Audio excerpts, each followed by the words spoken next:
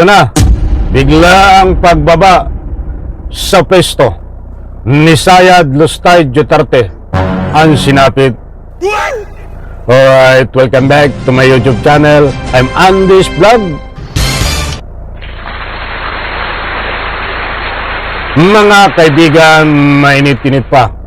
Kapapasok pa lang mainit na balita. Itong nataranta ito eh.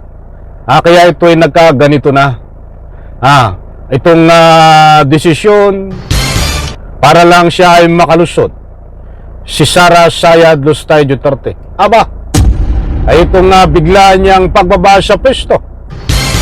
Nantuluyan. I-like muna natin ang video na ito kung nagustuhan nyo po.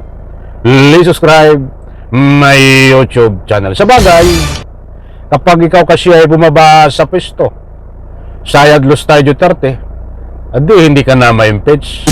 Nako, ay kaya pala ito ay ganon ang naging desisyon. Nako, ay matalino rin ano.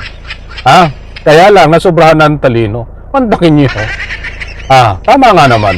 Siyempre, para hindi siya ma-impeach, hindi mapatalsik, magandang pakinggan kusang pagbaba sa pwesto. Mga kaibigan, naku ay matindiyo ito. At siyempre, bago ko ibahagi po sa inyo ang complete details, gusto ko munang kunin ng inyong panig. Karapatan nyo magbigay ng anumang public opinion. Naniniwala po ba kayo na itong si Sara Sayad Lustay Duterte ay sangkot o talagang nagnakaw ng pera ng taong bayan sa pamamagitan ng confidential fund at marami pang iba? O ano man ang inyong reaction sa comment section, inanyayahan ko po kayong magbigay ng anumang public opinion. Ito, ang matindi mga kaibigan. Alam ko yung iba ay magugulat. Ay, nagulat ba naman kayo? At yung iba namang didilis.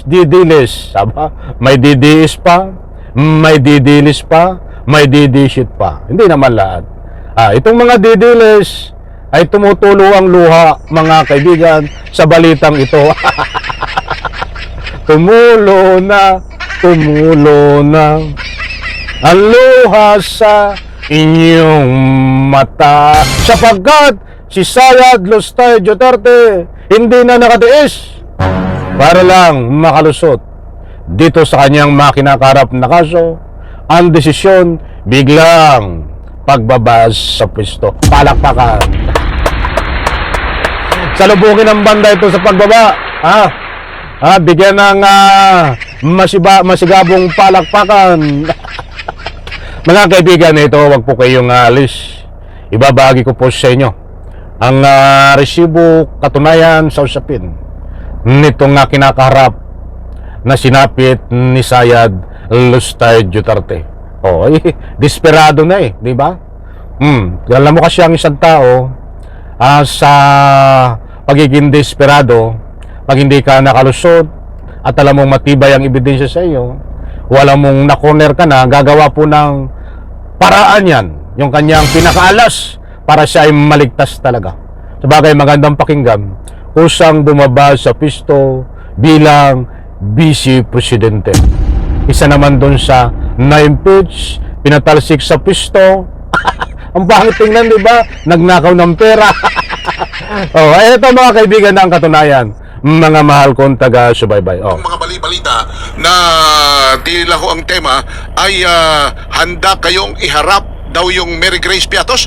May binanggit ba kayong ganon? Ano ho ba ang tumpak na inyong pagkakasabi? Ay, mukhang na-misconstrue lang po salamat po sa opportunity para din malinawan ng ating mga kababayan. Wala naman po tayong sinasabing ganon. Ang sinasabi po natin ay handa nating harapin lahat ng alegasyon, rin yung mga pasaring o aligasyon nila laban sa Vice Presidente ukol sa confidential funds. I think nagkaroon lang po siguro na-misconstrue lang po yung statement. At nagpapasalamat naman tayo sa mga kaibigan natin sa media dahil yung mga naglabas ng ganun, I think napalitan na po yung kanilang mga soknet ko. Nako! Okay po. So to correct it, wala kayong binabanggit na ganung pangalan o sino mang pangalan na ihaharap ninyo? Wala po, dahil hindi po tayo discuss ng anything to do with strategy. Ayan mga kaibigan, na abogado ho ni Sayad Lustay Duterte na tinatanggi ho ang una niyang sinabi at ang pinagkasunduan nila ni Sayad Lustay Duterte na ilalabas nila itong Miragres Piatos ang pagkatao diyan po sa impeachment kapag naganap na ang aktual na paglilitis sa Senado. Subalit kumambyo ho dahil alam nilang wala talaga silang ilalabas kumambyo ho, hindi raw nila magagawa yun. Siyempre talaga hindi nyo magagawa dahil puro kayo kasinungalingan. Ito yung patunay na lumabas sa balita buhat sa Abante News. Babasahin ko po ang nilalaman. BP Sara Legal Team haharapin mga isyo Miragres Piatos sa impeachment trial. Maliwanag po mga kaibigan. Ang kabuuan babasahin ko buhat sa Abante News Online. Handa umanong ibunyag ng legal team ni Vice President Sara Duterte ang tunay na pagkakakilanlan ng kontrobersyal na pangalang Miragres Piatos sakaling tuluyang matuluyang impeachment sa Senado. Mga manluloko talaga ito, pati itong abogado na ito Siyempre hindi ho gumagalaw yan hindi alam ang galaw kung ano ang dapat ipahiwatig sa malaking intermediate during interview na sabi niya yon, subalit gumagawa po ng twist. Hindi raw sinasabi yon, katulad ng unang ibinahagi ko po sa inyo. Alam na this. Yan po mga kaibigan na isang panluloko muli at panlilito. Alam nila na sila ay hindi nila magagawa yon.